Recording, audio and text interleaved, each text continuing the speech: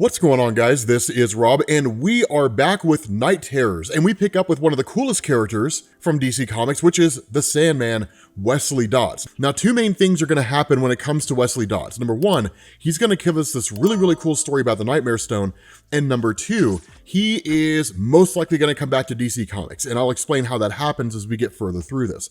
But what ends up going on here is that Deadman, who's currently in possession of Batman's body because Bruce Wayne himself is dreaming just like everybody else, he approaches Sandman for the purpose of figuring out what he knows about the Nightmare Stone. Now, the reason for this is because Wesley Dodds has a very close history with Dream of the Endless. And for those of you guys who don't know what the Endless are, they are about as close as you get in DC Comics to cosmic entities. The cosmic entity concept is not really a one-to-one between DC and Marvel. They just kind of do it in their own differing ways. But Dream represents the very concept of dreaming, so he is immensely powerful. But there is the Dream Stone that exists, and seemingly over the course of DC Comics, they've presented this idea that the Nightmare Stone is a twisted version of the Dream Stone. So, who better to ask here than Wesley Dodds? Now, the only information that he really offers is he says at some point in the early history of his superhero antics, he had basically come across a ritual sacrifice being performed by the ultra-rich who were bored and delving into crazy magics, and they were attempting to summon the Nightmare Stone. And so when Wesley Dodds jumped in and then saved the person who was going to be sacrificed, he basically realized that person was part of the cult, that him sacrificing his life would bring the Nightmare Stone into fruition because the rest of the cult leaders, or at least the members of the cult, had basically consumed a kind of death potion. The problem with this is that even after this guy takes his own life and the rest of the cult effectively dies, the Nightmare Stone appears for a brief moment and then disappears again. Now, much like what we're seeing here with Insomnia, the main villain of this story, this cult sought the Nightmare Stone for the purpose of using its power to basically conquer the world.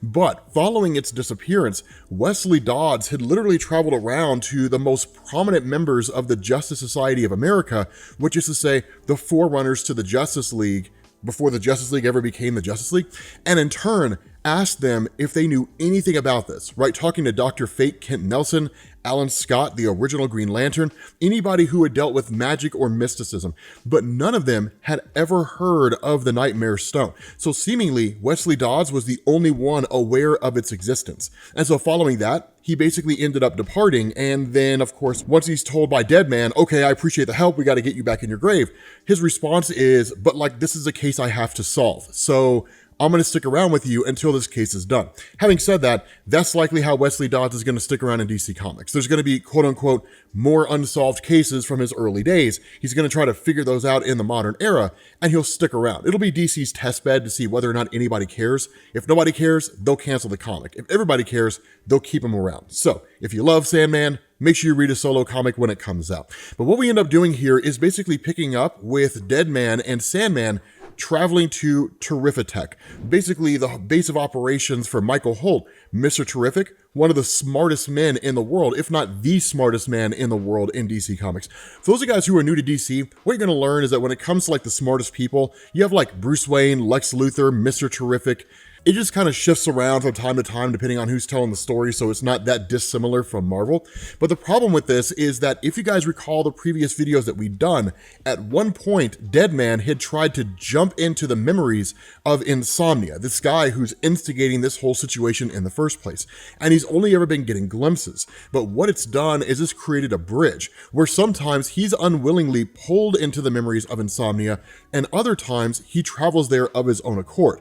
In this particular instance, he's effectively pulled, and he ends up finding out that this guy was being subjected to these kind of experiments, right? That following the whole situation where he was exposed to the Lazarus Rain, which is to say that whole Lazarus pit situation, Lazarus planet, which basically granted different people powers around the world. That's really the long and short of it, that nobody fully understood how his powers worked. And in what really seemed more like nefarious purposes than anything else, he was being experimented on, presumably in an attempt to better understand how his powers work and how they function. But because the whole event of Lazarus Planet and the Lazarus Rain being spread around the world was part and parcel to the actions of the Justice League during the DC Comics story where the Justice League died and then eventually came back, Insomnia celebrated their deaths but then was just totally pissed off about the fact that they had come back to life, and they had come back as their normal selves, whereas he'd been changed and twisted by the Lazarus Rain. So it's really more of just anger and vendetta, right? It's really just that simple. Now, there is more to his character than all of that, and there really is a whole reason why he even became so twisted in the first place.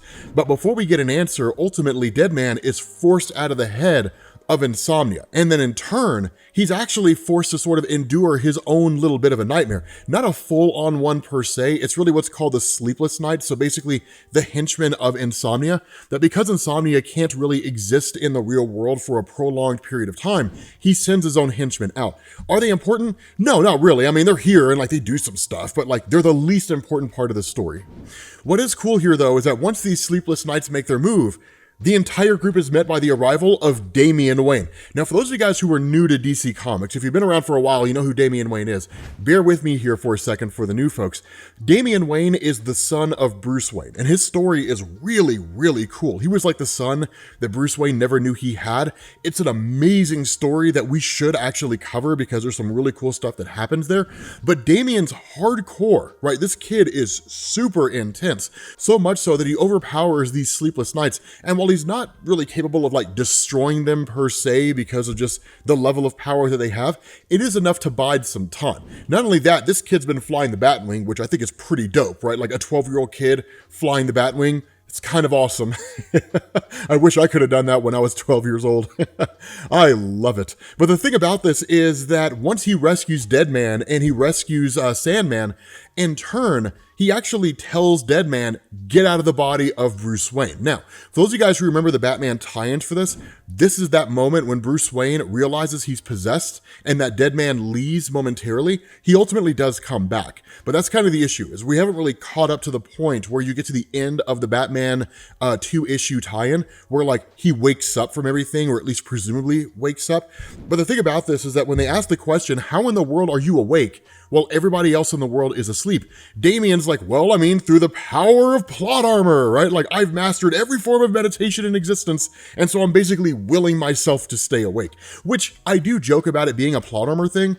Damian could actually do that, right? Just because of the level of training he has, which in a lot of ways, I would argue, actually exceeds the training of Batman. Right? But he is an exceedingly capable kid. He's pretty intense, right? Honestly, I don't care what line of logic they use. It's just cool to see he's here. But what we end up doing is basically jumping back to the memories of Insomnia and learning more about his past. Now, one of the things that I hope you notice here is that the dreams are almost kind of given to us out of order, right? It's just these glimpses that Deadman gets, and we're not really given a kind of chronological order here at all.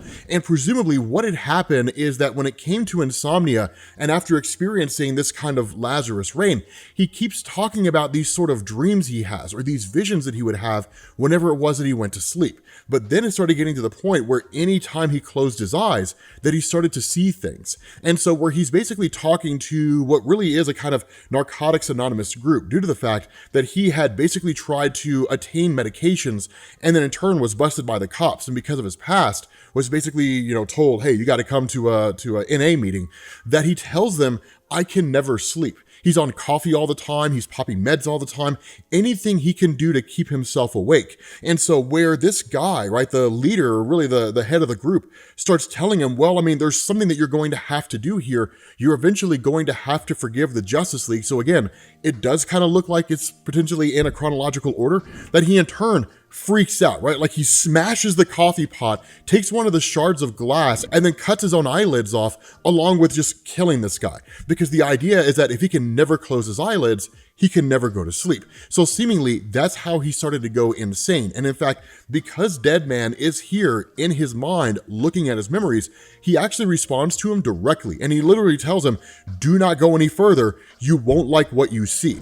And so what's really interesting is that Deadman comes to this realization that yes, Insomnia is looking for the Nightmare Stone.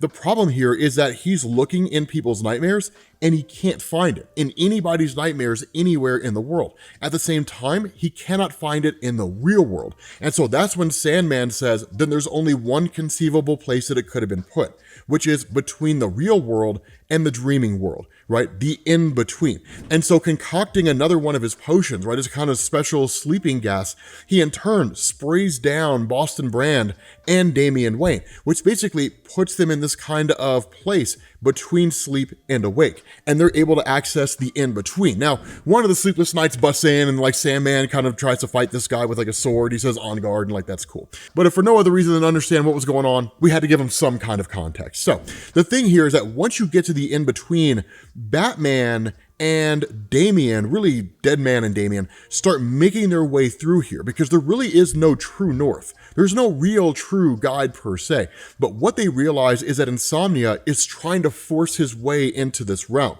And whether it's just because of the natural limitation of Insomnia's power, meaning he affects nightmares and affects dreams, therefore he cannot enter a place that doesn't really pertain to dreams or nightmares directly, or it's some other force that's keeping him at bay, he just simply can't access this realm.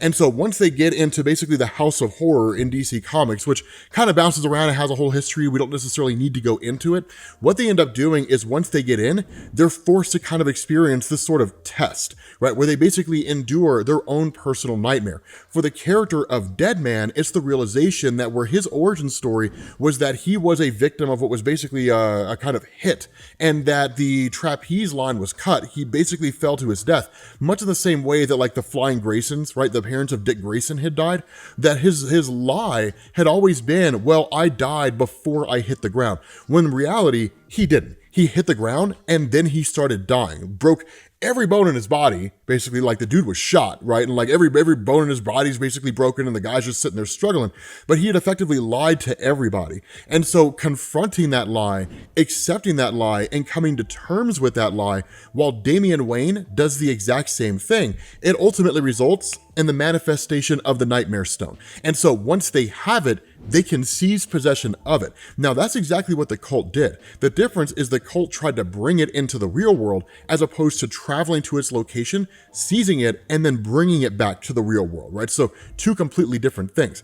But now that they have this Nightmare Stone, they can in turn go forward and then use its power to face off against Insomnia. What form that takes, I have no idea. But with that being said, guys, we're going to bring this to an end. If you want to get caught up on Night Terrors, make sure you click this link to the Night Terrors playlist, and I will catch you all later.